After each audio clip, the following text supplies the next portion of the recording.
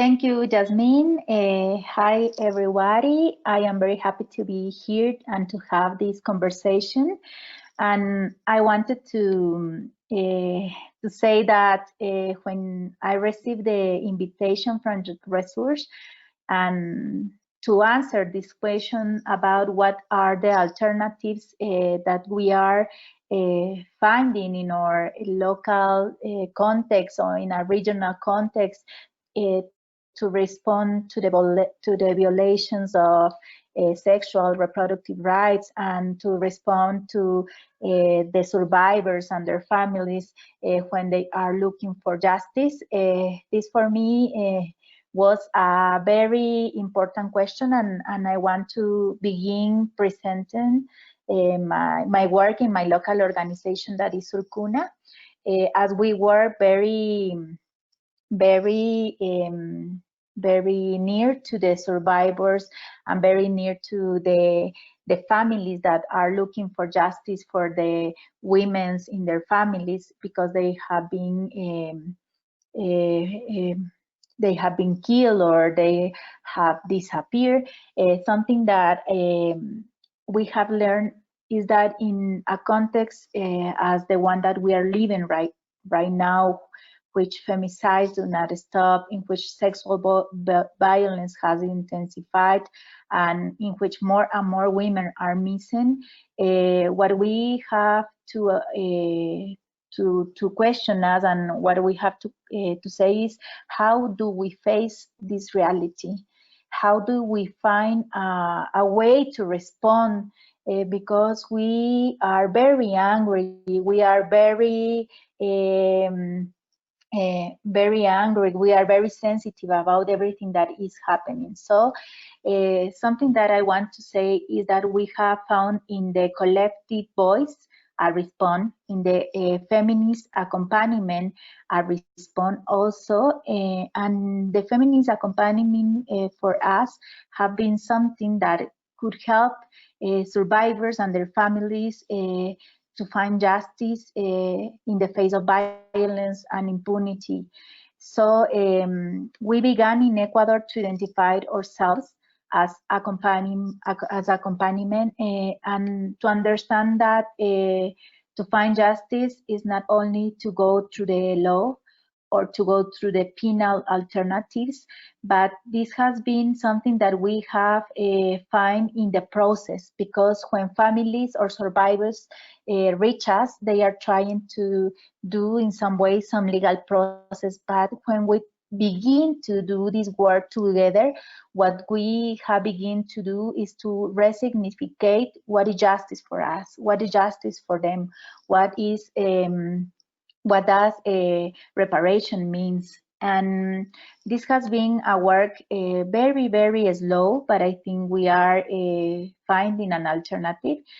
Maybe can you change, Marisol, please, the presentation?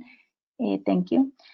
And I want to present two things that we have done in my context. The first thing that I think that is really important as an alternative is that the feminist movement in America Latina has created and has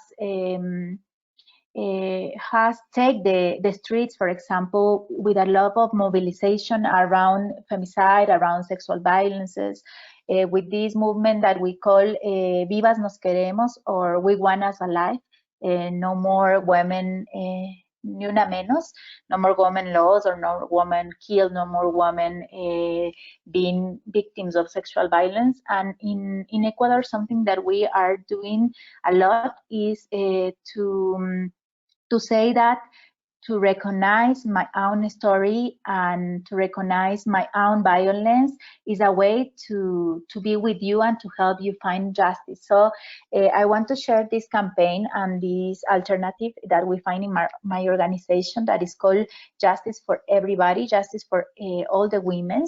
And what we have done, maybe you can change, Marisol, thank you, to the next.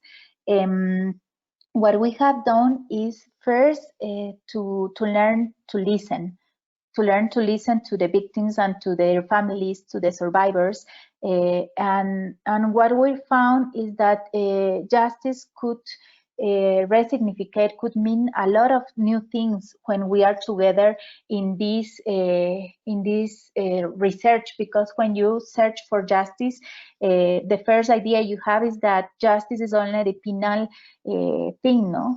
But then when you are together with a lot of women, finding out there are other things that could mean justice for the families, that could mean justice for the survivors. So, for example, I wanted to share this experience that was really, really nice, because what we do is to visualize the cases of women that have been victims of sexual violence, that have been, or families that have been victims of femicide. And we visualize these cases, but in a way we can change the perspective. Not only they are not only victims, they are survivors. We're trying to launch this new language, to do it with happiness, to recuperate the right the victims also have to be to the joy, the right to the kindness, the right to be happy, the right to be together. And something, maybe the photos you can see here, these are some of the women that we accompanyment in their search of justice. For example, here is Vanessa.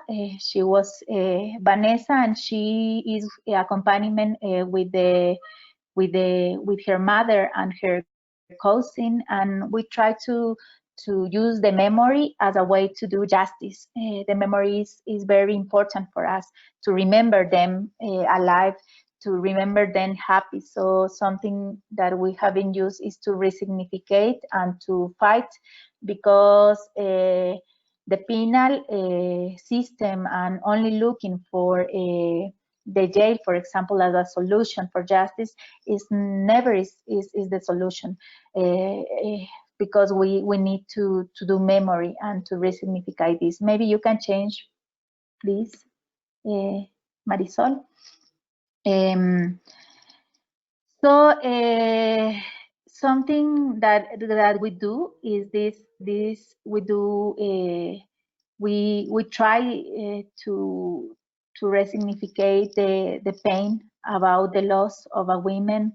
And what we have done is, for example, to not to give voice, but I don't know how to say in English, but to put the voices of the victims and the survivors in the center, and to capacitate them and to give them tools to talk about their experiences in first person. We say nothing about the victims and the survivors without us or without them. So the photos you can see here is a kind of recognition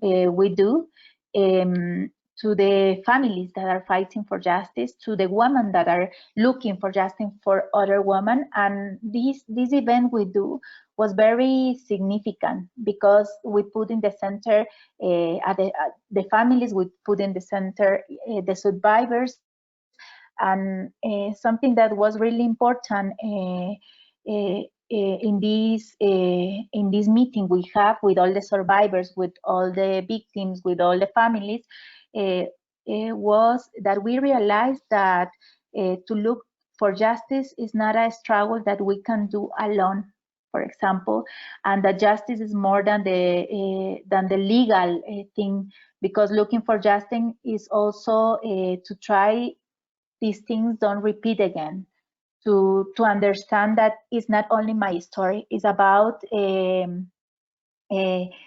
preventing violence, it's about raising our voices, it's about speaking about violence, about sexual violence, about femicide in your own words, and don't letting them to say what is justice for us. So I think these kind of acts are really, really important for the reparation. because sometimes the law only gives you economic reparation, or only gives you a kind of a specific reparation. And what we are thinking right now with the families and with the survivors is what other kinds of reparation. And for example, you can change Marisol, please. Next. And for example, something that we have built and that we have do a lot is to work together with the families and with the survivors to do a lot of communication and campaigns to talk about the experiences in other way, and to visibilize. For example, this campaign is called Seremos las Últimas, that in English is We Will Be the Last.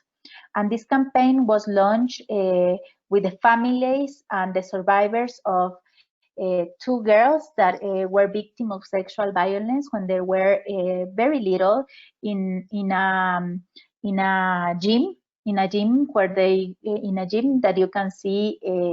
The photo that you are seeing are the families and the survivors. And what we have learned is that when you listen, you can find alternatives for justice and for reparation. So what was significant for them, for example, for the families, was to do something, because the place where the girls were victims of sexual violence was still open. 30 years after they lived this sexual violence in this place. So we organize, and what we try to do is to stop this place to work, this place to be open. And we launch a campaign to find out survivors, because imagine the gym was open for 30 years, and what we find out with this campaign, we find 15 victims and survivors that were displaced, that wanted to share their stories, that wanted to break the silence, and we accompany them, and we find out some administrative ways, not legal ways, to use the right. And in the administrative field, what we do is that we could close this gym, this place. You can see this photo is the day we make the symbolic close of the gym, and the families, for them, this was reparation, and for the survivors, this was justice. And we resignificate what is justice together, holding hands with the family and with the survivors. And maybe you can change, please, Marisol.